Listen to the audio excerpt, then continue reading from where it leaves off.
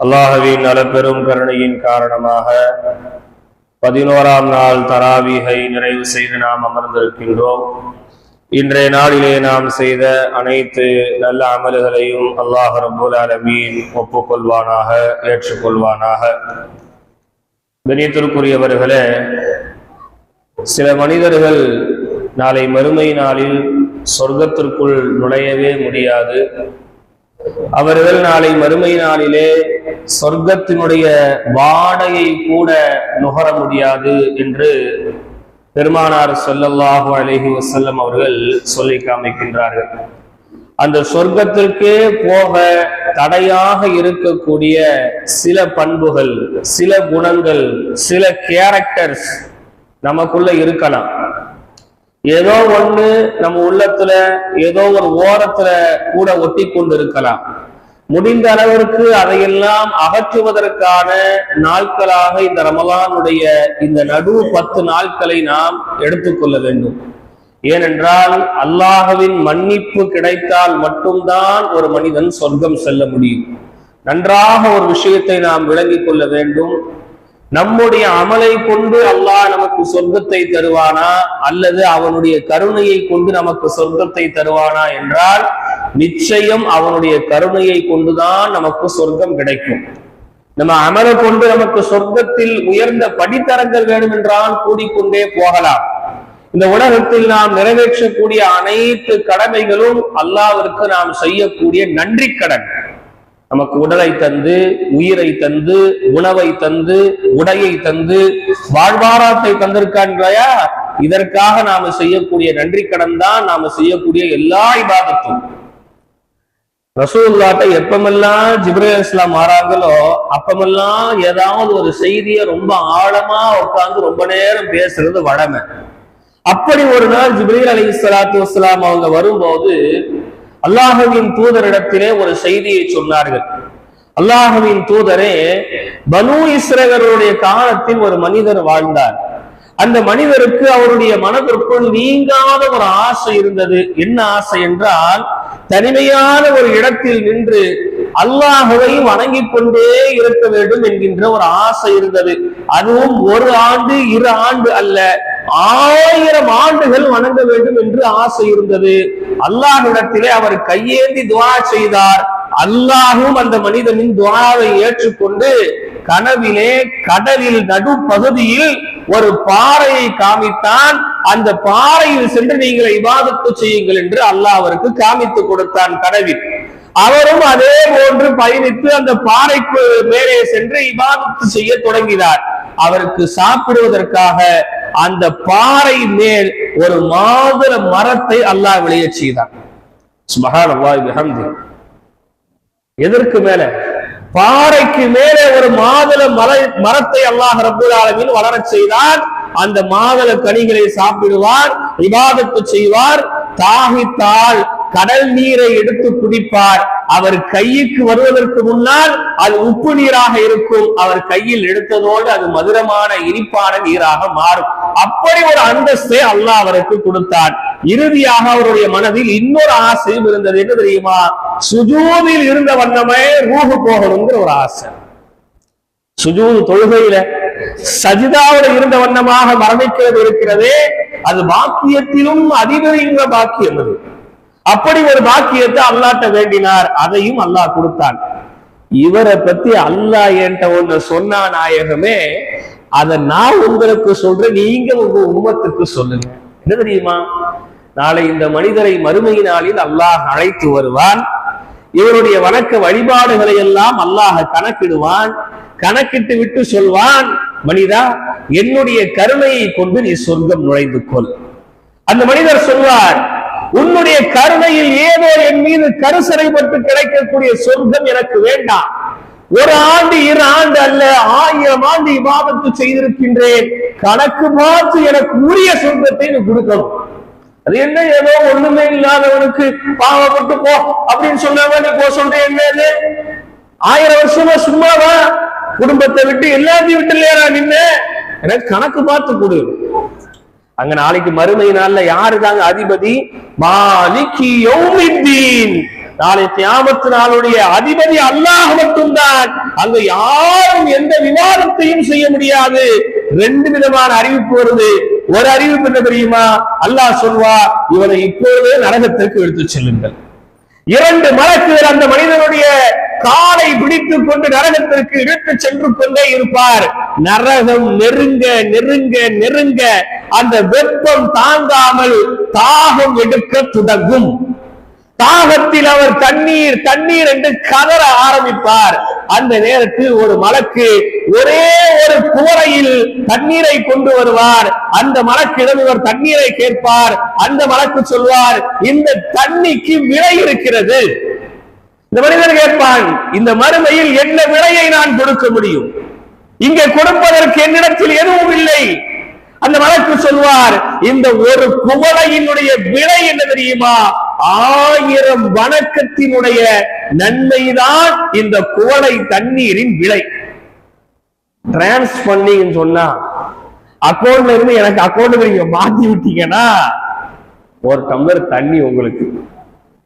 அந்த மனிதர் சொல்லுவாரு, எனக்கு அப்படிப்பட்ட தண்ணியே வேணாம், நான் நரகம் போனாலும் பரவாயில்ல.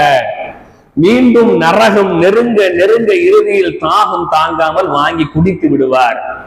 இறுதியாக அல்லாஹ்விடத்துல அழைத்து வரப்படுவார். இப்ப எதை வச்சு சொர்க்கம் போறாரு? மனிதர் சொல்வார், உன்னுடைய கருணையை கொண்டு நான் போறேன், யாரா என்னை விட்டுருன்னு. இது ஒரு அறிவிப்பு. ரெண்டாவது அறிவிப்பு என்ன தெரியுமா? அல்லாஹ் தஆலா சொல்லுவான், கணக்கு பார்க்கணும்னு சொல்றாரு. இவரு என்ன சொல்றாரு? கணக்கு பார்க்கணும்னு. கணக்கு பார்த்துரும், ஒண்ணும் பிரச்சனை இல்லை. இவருக்கு இந்த இடது கண்ணை கொடுத்தோம் அல்லவா, இந்த இடது கண்ணை ஒரு தட்டுல போடுங்க. நன்மை தீமையில் இருக்கக்கூடிய தராஸ் அல் மீசான், இவருடைய இடது கண்ணை ஒரு தட்டில் போடுங்கள். இவருடைய 1000 வணக்கத்தினுடைய வழிபாடுகளை இன்னொரு தட்டுல போடுங்க. 1000 வணக்க வழிபாடு மேல போயிடும், கண்ணு கீழே வந்துடும். அப்படின்னா புரியுதா உங்களுக்கு?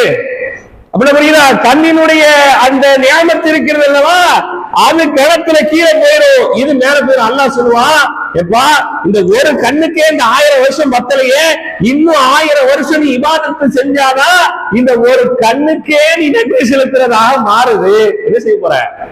இல்லையெல்லாம் கருணையை கொண்டு சொர்க்கம் போன்பா அல்லாஹ். அல்லாஹ்வுடைய கருணை நாளை மறுமையில் இல்லைன்னு சொன்னா யாரும் சொர்க்கம் நுழைய முடியாது என்பதை நாம் கவனத்தில் கொள்ளணும். அப்ப அல்லாஹ்வின் கருணையை தடுக்கக்கூடிய சில பண்புகள் இருக்கிறது. சில மனிதர்களை பற்றி அல்லாஹ்வின் தூதர் சொன்னார்கள், இன்னல்லாஹ லா யன்துரு, அல்லாஹ் தஆலா அந்த மனிதர்களை பார்க்க மாட்டான், வலா யுஸக்கீஹிம், அவர்களை தூய்மைப்படுத்த மாட்டான், வலா யுகல்லிமுஹும், அவர்களிடத்தில் அல்லாஹ் பேசவும் மாட்டான் என்று பெருமானார் ஸல்லல்லாஹு அலைஹி வஸல்லம் சொன்னாங்க. அல்லாஹ் நாளைக்கு மறுமையில பார்க்கவும் மாட்டான், அவர்களை பரிசுத்தப்படுத்தவும் மாட்டான், அவர்களோடு பேசவும் மாட்டான் என்று சில மனிதர்களை குறித்து அல்லாஹ்வின் தூதர் சொன்னார்கள். அந்த பண்புகளை நாம் விளக்கிக் கொள்ள வேண்டும். முதன்மையாக சொர்க்கத்திற்குள் நுழையாதவர் யார் தெரியுமா? அல்லாஹ்வின் தூதர் அவர்கள் சொன்னார்கள், லா யதுகுலுல் ஜன்னத மன் கான ஃபீ கல்பிஹி மிஸ்காலு தர்ரத்தின் மினல் கிப்ர். யாருடைய மனதில் பெருமையினுடைய ஒரு பகுதி அவருடைய உள்ளத்தில் இருக்கிறதோ அவர் சொர்க்கம் நுழைய மாட்டார். அவர் வாயை திறந்து பெருமை கொள்ளல, நான் எப்படி படிச்சவன் தெரியுமா, நான் எந்த உயர் குடும்பத்தை சார்ந்தவன் தெரியுமா, என்னுடைய பவர் என்ன தெரியுமான்னு சொல்லி அவர் என்ன செய்யற? வாயை திறந்து பெருமை பேசுற. யாரு அப்படின்னு மனசுக்குள்ள நினைச்சுக்கிட்டார். உடனே சஹாபாக்கள் கேட்டாங்க, யார சொல்ல பெருமைன்னா இந்த நல்ல ஆடை அணிவது, நல்ல அத்தர் பூசுவது, நல்ல செருப்பு போடுறது, இதெல்லாம் பெருமையினுடைய லிஸ்ட்ல வருமானு கேட்டாங்க. அப்ப ரசூலுல்லாஹ் சொன்னாங்க, அதெல்லாம் பெருமையினுடைய லிஸ்ட்ல வராது. யார் நல்ல செருப்பு போடலையோ, யார் நல்ல அத்தர் பூசலையோ, யார் நல்ல ஆடை உடுத்தலையோ அவர்களை இழிவாக கருதுகிறீர்கள் அல்லவா, அதுதான் பெருமை. அதுதான் பெருமைன்னாங்க. நீங்க நம்ம மனசுக்குள்ள இருக்கு. அப்படி ஒரு பெருமையினுடைய ஒரு பகுதி நம் உள்ளத்தில் ஒட்டி கொண்டிருந்தது என்றால் இவன் சொர்க்கம் நுழையவே மாட்டான் என்று பெருமானார் ஸல்லல்லாஹு அலைஹி வஸல்லம் சொன்னாங்க. அல்லாஹ் எல்லாத்துக்கும் ஏதோ ஒரு சிறப்பான ஒரு விஷயத்தை கொடுத்திருப்பான் இல்லையா? எல்லாருக்கும் ஏதோ ஒரு விஷயம் கண்டிப்பாக இருக்கும். ஒருத்தருக்கு பேச்சு திறமை இருக்கும், ஒருத்தருக்கு எழுத்து திறமை இருக்கும், ஒருத்தருக்கு வியாபார திறமை இருக்கும், ஒருத்தருக்கு கால்நடைகளை வளர்க்கிற திறமைகள் இருக்கும், ஏதோ ஒரு திறமை இருக்கும். அதை கொண்டு நான் தான் இதுல அப்படின்னு நினைச்சிடக்கூடாது. அப்படி நினைச்சிட்டோம்னா நாம சொர்க்கம் போக முடியாது. அப்ப அந்த பெருமையை நம்ம உள்ளத்திலிருந்து அகற்றி நாம் எடுத்து விட வேண்டும். அடுத்து பெருமானார் ஸல்லல்லாஹு அலைஹி வஸல்லம் சொன்னாங்க, லா யதுகுலுல் ஜன்னத நம்மாமுன், கோல் சொல்லக்கூடியவன் ஒரு காலமும் சொர்க்கம் நுழையவே மாட்டான். இஸ்லாத்துல பொய் சொல்வது ஹராமாக்கப்பட்டிருக்கிறது. விளையாட்டுக்கு கூட பொய் சொல்லக்கூடாது. ரசூலுல்லாஹ் ஒரு ஆளை கேலி கிண்டல் செய்யணும்னா கூட உண்மையை சொல்லினா கேலி கிண்டல் செய்வாங்க. கேலி கிண்டல் தானே செய்யறோம் சொல்லி பொய்ய சொல்லி என்ன செய்ய மாட்டாங்க. கொஞ்சம் மிகைப்படுத்தி யாரையும் கேலி கிண்டல் பெருமானார் ஸல்லல்லாஹு அலைஹி வஸல்லம் செஞ்சதில்லை. ஆனால் இருவருக்கு மத்தியில், இரண்டு குடும்பத்திற்கு மத்தியில் அல்லது இரண்டு ஊருக்கு மத்தியில், இரண்டு தெருவுக்கு மத்தியில் ஒற்றுமையை ஏற்படுத்துவதற்காக ஒரு மனிதன் பொய் சொன்னால் அது பொய் கிடையாது என்று பெருமானார் ஸல்லல்லாஹு அலைஹி வஸல்லம் சொன்னாங்க. ஒற்றுமையை ஏற்படுத்துறதுக்கு பொய்யே சொன்னாலும் தப்பு இல்லைன்னாங்க. அப்ப ஒரு குடும்பத்துல, ஒரு ஊர்ல, ஒரு தெருவுல அல்லது ரெண்டு பிரிவினர்களுக்கு மத்தியில பிரச்சனைகளை வளர்த்து விடுவதற்கு கோல் மூட்டக்கூடிய கோல் மூட்டி ஒரு நாளும் சொர்க்கம் நுழைய மாட்டான். சொர்க்கம் நுழையமாட்டான் கேட்டா என்ன செய்ய மாட்டான், சொர்க்கம் நுழைய மாட்டான். ஏன்னா பிரிவினையை ஏற்படுத்துவதுதான் ஷைத்தானுக்கு பிடித்த செயல்களிலே ஆக பிடித்த செயலாக இருக்கிறது. அப்ப அந்த கோல் மூட்டக்கூடிய பழக்கம் கண்டிப்பா நம்ம இல்ல. யாருக்காவது என்ன செய்யலாம், எப்பவுமே ஒரு நேரத்தில் என்ன செஞ்சிருக்கிறான், இருந்திருக்கிறான். அப்ப இரண்டாவதாக பெருமானார் ஸல்லல்லாஹு அலைஹி வஸல்லம் சொன்னாங்க, கோல் மூட்டக்கூடியவன் ஒரு காலமும் சொர்க்கம் நுழைய மாட்டான். அடுத்து 3 மனிதர்களை பெருமானார் ஸல்லல்லாஹு அலைஹி வஸல்லம் அப்படியே பட்டியலிட்டாங்க. ஸலாஸத்துன் லா யதுகுலூனல் ஜன்னah, 3 மனிதர்கள் சொர்க்கம் நுழையவே முடியாது. ஒன்னு, முதல் மனிதர் முதுமினுல் ஹம்ர், நிரந்தர மது அருந்தக்கூடிய மது பிரியர். வாழ்க்கையில இன்பமானாலும் மது அருந்துவாரு, துன்பமானாலும் மது அருந்துவாரு. உடம்பு நல்ல தெம்பா இருந்தாலும் மது அருந்துவாரு, உடம்புல கொஞ்சம் பலகீனம் இருந்தாலும் மது அருந்துவாரு. கையில காசு இருந்தாலும் மது அருந்துவாரு, காசு இல்லைனாலும் மது அருந்துவாரு. வீட்டுல சண்டைனாலும் மது அருந்துவாரு, வீட்டுல சந்தோஷம்னாலும் மது அருந்துவாரு. வீட்டுல மௌத்து வீடுனாலும் மது அருந்துவாரு, கல்யாண வீடுனாலும் மது அருந்துவாரு. மதுவுக்கு மட்டும் என்னைக்கு லீவே கொடுக்க மாட்டாரு.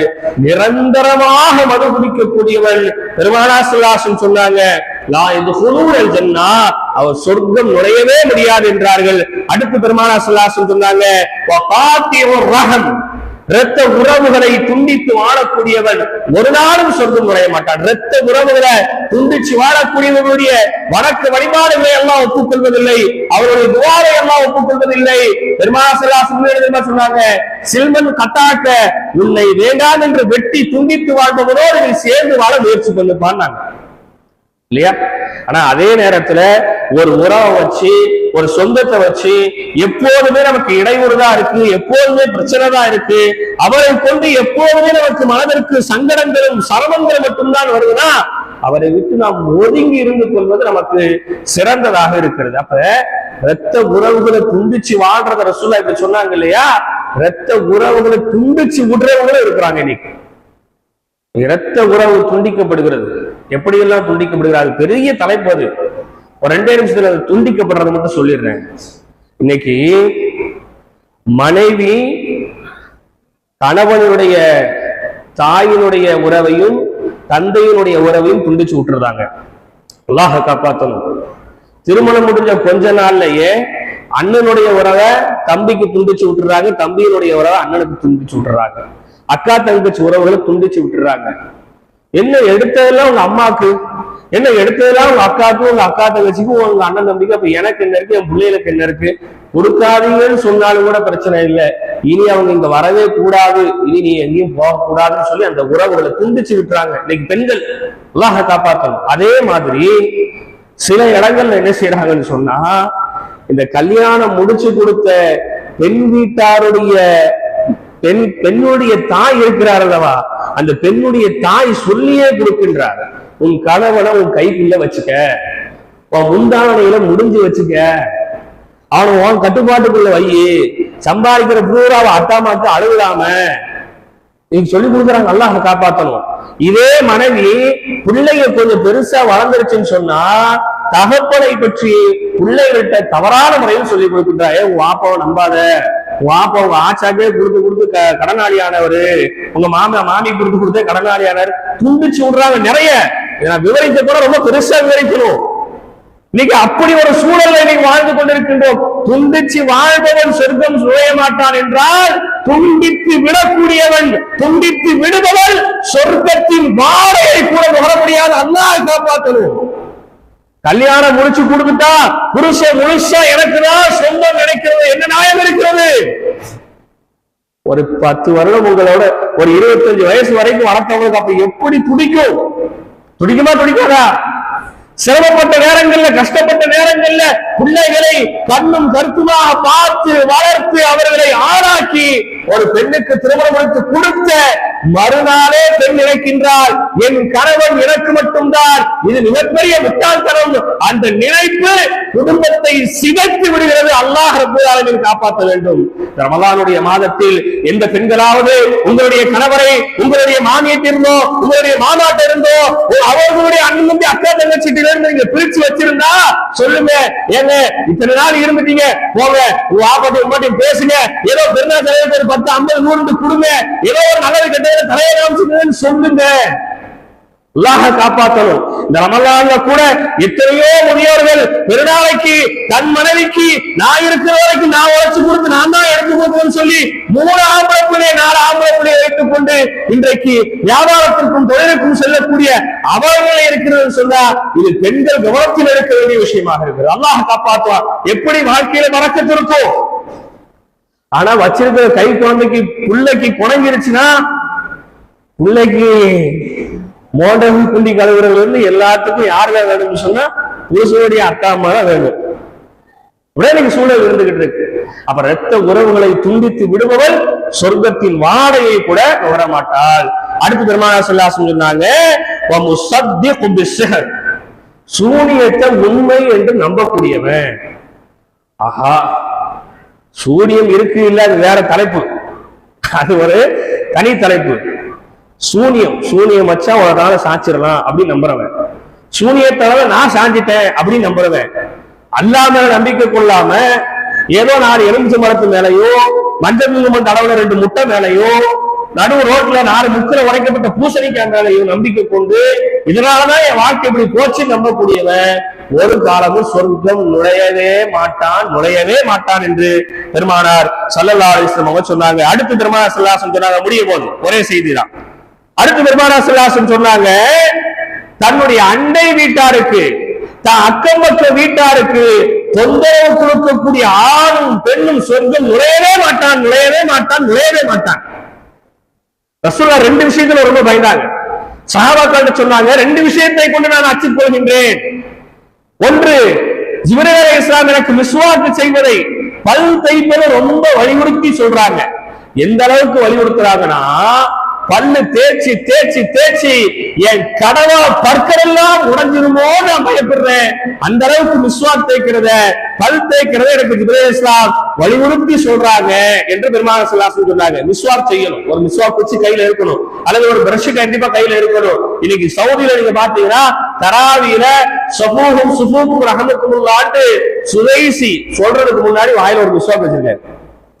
அப்படி மிஸ்வாக் வச்சு கடிக்காரு, கடிச்சிட்டு அப்புறம் அப்படிங்க மிஸ்வாக் சேர்ந்து அவ்வளவு ஒரு முக்கியமான சுன்னத். அடுத்து 2வது சொன்னாங்க, ஜிப்ரீல் அலைஹிஸ்ஸலாம் பக்கத்து வீட்டுக்காரோடு நான் இருக்கக்கூடிய அந்த உறவு முறைகளை எனக்கு சொல்லி கொடுக்கறத பார்த்தா பக்கத்து வீட்டுக்காரங்க சொத்துக்கு நான் அவனுக்கு பங்கு எழுதி கொடுக்கணும் போல அந்த அளவுக்கு அவனுக்கு கடமை செய்யறதுக்கு நான் கடமைப்பட்டிருக்கேன் எனக்கு ஜிப்ரீல் அலைஹிஸ்ஸலாம் சொல்லிட்டு போறாங்க. அண்டை வீட்டார் எந்த அளவுக்கு சொன்னாங்க ரசூலுல்லாஹ், உன் வீட்டுல நல்ல மணக்க குழம்பு வைக்கிறியா, அதுல இன்னொரு ஒரு கப்பு தண்ணியை கூட ஊத்தி உன் பக்கத்து வீட்டுக்காரங்க குடுக்க மனசு இல்லையா, உன் வீட்டுல இருக்கிற எல்லா ஜன்னல் கதவையும் அடைச்சிட்டு சமையல் பண்ணி வாசனையை வெளியே விட்டு அவன் மனசை காயப்படுத்தினார். வாசனையை வெளியே விட்டு அவன் மனசனை காயப்படுத்தினாரே என்று பெருமானார் ஸல்லல்லாஹு அலைஹி வஸல்லம் சொன்னாங்க. நாளைக்கு மறுமை நாளில் முதல் எதிரியாகவும் முதல் நண்பனாகவும் வரக்கூடியவன் அண்டை வீட்டுக்காரன் தான். எனவே அண்டை வீட்டாரோடு நீங்கள் எந்த அளவுக்கு நல்ல முறையில் இருந்து கொள்ள வேண்டுமோ அந்த அளவுக்கு நல்ல முறையில் இருந்துங்க. இதெல்லாம் ரமலான்ல நம்ம குணம் கட்டி இருக்கிறதான் நான் சொல்லிக்கிட்டு இருக்கிறேன். என்ன சத்து ஒரு திக்ரை பத்தி சொல்ல மாட்டேங்க, ஒரு தொழுகையை பத்தி சொல்ல மாட்டேங்க அப்படின்னு நினைக்கலாம். அந்த திக்ரு தொழுகையெல்லாம் 100% ஒப்புக்கொள்ளப்படணும்னா அடியார்களுக்கு மத்தியில் நாம முதல்ல சரியான முறையில நல்ல பண்புகளோடு வாழ்ந்தா மட்டும்தான் அதெல்லாம் சரி செய்யப்படும் என்பதை நாம கவனத்துல கொள்ளணும். அடுத்து செய்தி முடிஞ்சு போச்சு. அடுத்து ரசூல் ஸல்லல்லாஹு அலைஹி வஸல்லம் சொன்னாங்க, 3 மனிதர்கள் சொர்க்கத்துக்கு தகுதியானவர்கள். சொர்க்கமே போக முடியாதுன்னு சொல்லிட்டா, சொர்க்கத்துக்கே போக முடியாது யாருன்னா, பெருமை மனசுல இருக்கிறவங்க, ரத்த உறவை துண்டிச்சு வாழ்றவங்க, அது மாதிரி கோல் சொல்லக்கூடியவங்க, நிரந்தரமாக மதம் இருக்கக்கூடியவங்க, அண்டை வீட்டாருக்கு இடையூறு தரக்கூடியவங்க, அது போன்று சூனியத்தை உண்மை என்று நம்பக்கூடியவர்கள். இந்த 6 பேர் சொர்க்கத்துக்குள்ள நுழைய முடியாது. 3 பேரை சொர்க்கம் நேசிக்கிறது, அவர்கள் சொர்க்கத்துக்கு தகுதியானவர்கள். முதன்மையாக நபி ஸல்லல்லாஹு அலைஹி வஸல்லம் சொன்னாங்க, அஹ்லுல் ஜன்னத்தி ஸலாஸா ஸூ சுல்தானின் முக்ஸித்துன் முத்தஸத்திகுன் முவஃபகுன். முதன்மையானவன் யார் தெரியுமா? நல்ல ஆட்சி செய்யக்கூடிய ஒரு அரசன். அவன் எப்படிப்பட்ட அரசன் தெரியுமா? உண்மையை பேசக்கூடியவனா இருப்பான், வெற்றிக்கு தகுதியானவனாக இருப்பான், நிறைய வாரி வழங்கக்கூடியவனாக இருப்பான். இப்படி பண்பு கொண்ட ஒரு அரசன் சொர்க்கத்திற்கு தகுதியானவன். அடுத்து சொன்னாங்க, வர்ரஜுலுன் ரஹீமுன் ரகீகுல் கல்பி லிகுல்லி தி குர்பா வ முஸ்லிமின். ரசூலுல்லாஹ் ரொம்ப அழகா சொன்னாங்க, வர்ரஜுலுன் ரஹீமுன், ரொம்ப இரக்கமான மனுஷன், ரொம்ப இரக்கமான மனுஷன். அவரு எப்படி தெரியுமா? ரகீகுல் கல்ப், அவருடைய உள்ளம் ரொம்ப அப்படி மிருதுவான உள்ளமாக இருக்கும்.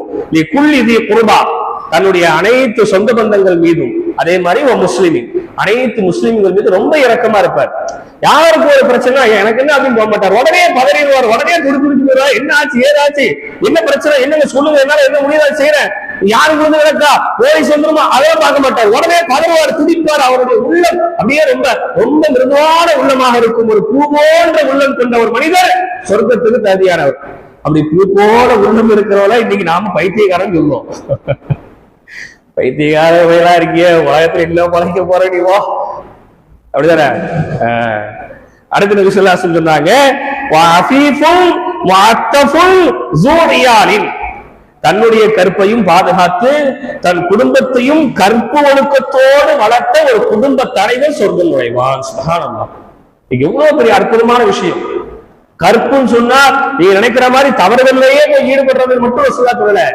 கண்ணால் நம்ம கற்பை பாதுகாக்கணும், நாவால் நம்ம கற்பை பாதுகாக்கணும், காதால் நம்ம கற்பை பாதுகாக்கணும், கையால் நம்ம கற்பை பாதுகாக்கணும். அதற்கு பிறகுதான் மர்ம உறுப்பால் நம்மளுடைய கற்பை பாதுகாக்கணும். கற்பை பாதுகாத்து தன் குடும்பத்தையும் கற்பொழுக்கத்தோடு வளர்க்கக்கூடிய, கற்பொழுக்கத்தோடு நடத்தக்கூடிய குடும்பஸ்தன் சொர்க்கம் நுழைவான் என்று பெருமானார் ஸல்லல்லாஹு அலைஹி வஸல்லம் சொன்னாங்க.